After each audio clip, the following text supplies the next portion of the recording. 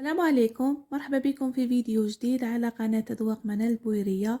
إن شاء الله كامل تكونوا بصحتكم وهانيين وانتم تشوفوا في هذه الفيديو سلسلة تحضير حلويات العيد. اليوم إن شاء الله راح نشارك معكم صابلي الزليج، وصفة سهلة راقية تحمر الوجه وشوالم قهوة العيد. الوصفة هذه اقتصادية والمكونات تاعها موجودة في كل منزل، يعني ماشي مكلفة بزاف كيما الصابلي، نستعملو فيها شوكولا والكريمات. صابلي الزليج هذا الديكور تاعو شباب بزاف والعجينة نتاعو طرية، الشكل نتاعو ما تغيرش كيما طبحتو بقى هكا. راح نمدلكم كامل الاسرار نجاح هذا الصابلي. نقسم معاكم حبة، انا عجبني هذا الحلال. نوريلكم الطراوة نتاعو.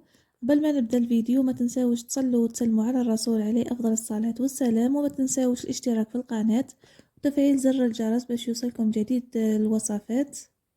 بارطاجيو لا فيديو مع أصدقائكم وأحبابكم باش تعم الفايدة أكثر ويدي الفيديو حق من المشاهدة. بلا ما نطول عليكم نروحوا للمقادير وطريقة التحضير. بالنسبة للمقادير نحتاج 200 غرام مارغرين، هذه العلبة فيها 500 غرام، راح نقسمها على 2 ونزيد نخلي جزء بسيط.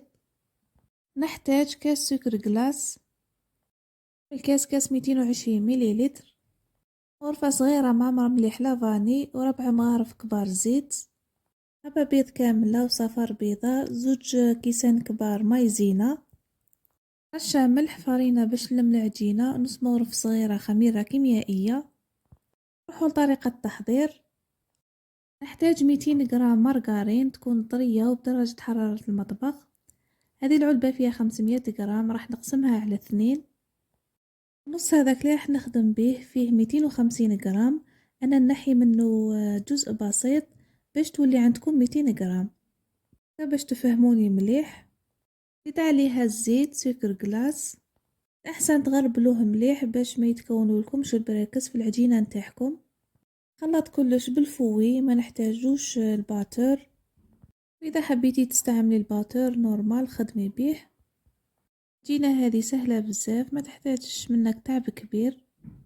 المارغرين تاعك خرجيها ليلة مقبل باش كي تكوني تخدمي فيها ما تعييكش.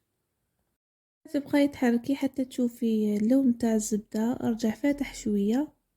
ضيف البيض اللي تكونوا خرجتوه مقبل من الفريجيدار. اذا كان ما عندكمش الوقت حطوا البيض نتاعكم في ماء دافي وخلوه واحد 10 دقائق. دير رشة ملح، مغرف صغيرة معمرة مليح لافاني، ونخلط مليح. مايزينا ديما خلوها في الاخير. هنا درت زوج كيسان تاع 220 مليلتر، يعني نفس الكاس اللي تكيلو به سكر كلاس كيلو به المايزينا. تعودوا تحركوا فيها، حركوها غير بشوية كما نعرفوا المايزينا خفيفة بزاف، ما تحركوش بزاف، 31 ثانية وحبسوا. نبداو نضيفو في الفارينة. في الاول ديروا زوج كيسان وغربلوهم مليح، ضيفوا معاهم نص مغرف صغيرة خميرة كيميائية. خميرة ديما ضيفوها مع الفارينة، ما ديروهاش وحدها. نحو الفوي وطموا الفارينة هذيك بأطراف الأصابع حتى تدخل في كامل الخليط. العجينة نتاع السابلي جامي تتعجن، طموها برك بأطراف الأصابع. زيد نجيب الكاس الثالث، ما تضيفوهش كامل، في الاول ديروا غير نص كاس. كل وحده والفارينه نتاعها، كاين اللي عندها فارينه تشرب وكاين اللي عندها فارينه ما تشربش. ضيفي من الاول غير نص كاس ولا ديري غير بشويه كيما راني ندير انايا، ومن بعد شوفي شحال ضيفي. انا درت غير هذاك النص، ما زدتش النص الاخر. وهكا كي تدخلي صباعك وتعاودي تخرجيه ما فيهش العجينه، هنا خلاص ما تزيديش الفارينه. المهم ديري زوج كيسان ونص فارينه. انا نجيب كيس بلاستيكي، نحط العجينه نتاعي، نجيب كوبات ونقسمها على 2 قسم نديرو في ساشي، من بعد راح نستعملو. والقسم هذا راح نجيب حلال، نجيب كيس بلاستيكي واحد اخر ونحطه من الفوق. نفتح العجينه نتاعي على سمك متوسط، ما تخلوهاش رقيقه بزاف وما تخلوهاش خشينه بزاف. دوك نفهمكم على ما تخلوهاش رقيقه وعلى ما تخلوهاش خشينه. ثوما ليمون اللي راح نخدم بيهم يديروا ربعة ب16 نلف. صابلي هذا اسمه صابلي الزليج، على جال هذو الرشمات الفليمول هذو. كل طابع فيه زوج رشمات، يعني تقدري تتحصلي على 8 رشمات ولا 8 انواع. ثم اذا ما عندكمش هذوك لي مول ديروا اي مول متوفرين عندكم. بعد ما فتحت العجينة على سمك متوسط نحي هذيك الساشي من الفوق. نجيب الفارينة، هنا لازم تديروا الفارينة يعني اللي مول هذوك تحطوهم في الفارينة. نخدم بالطابح هذا المدور، الطابح هذاك نحطه في الفارينة ومن بعد نعاود نحطه في العجينة ونطبع مليح. ضغطوه ماشي غير تحطوه برك. هنايا طابع نتاعكم كي تنح تعرفوا بلي العجينة نتاعكم راهي في السمك المتوسط.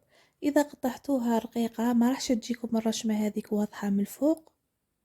العجينة نتاعكم فتحتوها غشين راح المول هذا يلصق في العجينة وما يتنحاش. صار لكم الحبة نتوما فتحوا هكا متوسط باش ما تعيكمش. هذا هو القوام نتاع الحبة، ونحطها في سنيوة. نكمل بنفس الطريقة ونحط في السنيوة ونحسب شحال درت من وحدة. نقدموا 10 حبات مدورين ومن بعد زيدوا ديروا 10 حبات هلال. وبلا ما تنساو تحطوا في الفارينة وتطبعوا. وانتم راكم تطبعوا يعني غير تبداو تطبعوا روحوا شعلوا الكوشة نتاعكم على 160 درجة. بعد ما نكمل السنيوة الاولى ندخلها طيب من التحت كي نشوفها حمارت نشعل عليها غير شوية من الفوق، ما تخلوهاش تحمر بزاف، طيبوها هكا صفرة باش يجيكم الديكور شباب. ديك الحلوى نتاعي بعد ما طابت خلوها تحمر مليح من التحت، شوفوا الشكل تاعها من الفوق ما تبدلش. تشعلوا عليها من الفوق ما تخلوهاش تحمر بزاف، غير تشوفوها هكا طابت شوية من الفوق نحوها. صراحة هذا صابلي يعجبني بزاف، ساك وبنين بزاف وخفيف. كي تحطوا حبة فوق حبة راح تجي فوقها سوا سوا. انا هنا راني نطيب في السنيوة الثانية، لكم واحد 26 28 حبة، ونحط حبة فوق حبة ونروح نلصقهم. عندي كمية من وات كوكو مع كونفيتور نتاع مشماش. لاروم هذا نتاع الفراز بعد نوريكم كيفاش نخدمو به. نبدا نلصق بالكونفيتور، هنايا نحكم وحده نتاع صابلي وندير فيها كونفيتور. ما تكثروش بزاف، ديروا غير مغرف صغيره ونحط الحبه هذيك من الفوق. نكمل نلصق كامل الحبات بنفس الطريقه. بعد ما كملت لصقت كامل الحبات نزيد كميه من الكونفيتور ونزيد لها شويه من لاروم هذاك نتاع الفراز، ما تكثروش بزاف، ديروا هكا كميه صغيره. اذا شفتوا اللون كلاغ بزاف زيدوا غير شويه، ما تكثروش بزاف باش ما تجيكمش حمراء. حنا نحوسوا ليها تكون غوز كلاغ. ببانسو فوتي على كامل الاطراف ومن بعد حطيها ولا رمديها في نواه كوكو. تحبوا تبدلوا نواه كوكو بالجلجلان، كاوكاو مرحي، لوز مرحي كما تحبوا نتوم. هو هذا جوز الهند والكاوكاو مرحي هما اللي يجوا شابين، وتحبوا ديروا الجلجلان. نكمل ديكوري كامل الحبات بنفس الطريقة ونشوفوهم في طبق تقديم. هذا هو الشكل النهائي لوصفتنا لنهار اليوم. حضرت معكم صابلي الزليج، طريقة سهلة وبسيطة وبمقادير اقتصادية موجودة في كل منزل بشكل مميز وشباب بزاف، والذوق نتاع هذا الصابلي صدقوني بنين بزاف وخفيف. ان شاء الله تعجبكم الوصفة لنهار اليوم، جربوها وتنجح معكم. واذا جربتوها ما تنساوش تبعثوا لي تطبيقاتكم على مواقع التواصل الاجتماعي وبارتاجيو لا فيديو مع اصدقائكم واحبابكم باش تعمل فايدة اكثر ويدي الفيديو حقه من المشاهدة. اذا كنتي اول مرة تشوفي القناة نقول لك مرحبا بك، ما تنسايش الاشتراك وتفعيل زر الجرس باش يوصلك جديد الوصفات. تنسونيش بالجيم والبارتاج. يعطيكم الصحة كي كملتوا الفيديو معايا للاخير. معلي غير نقولكم تهلاو في رواحكم في فيديو قادم ان شاء الله. بقاو على خير.